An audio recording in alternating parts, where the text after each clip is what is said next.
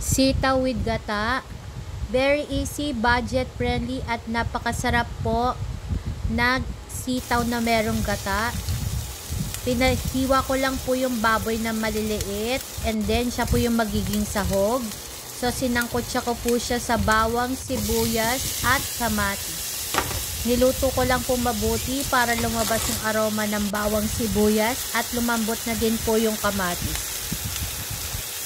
Nung okay na po yung kamatis, inilagay ko na agad yung carrots.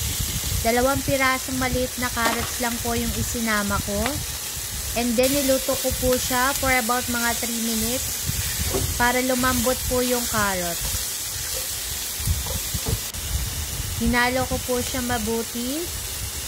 At nung medyo okay na po yung carrots, isinunod ko na agad yung sitaw. Napakadali lang po lutuin ito. Very basic. So, 4 na pirasong sitaw po yung ginamit ko. 4 na tali. Tinimplahan ko po siya. Nilagyan ko muna ng konting tubig, pork cubes, paminta, at garlic powder. Hinalo ko po siya. Tinakpan ko siya for about mga 3 minutes. Niluto ko po siya para lumambot ng konti yung sitaw.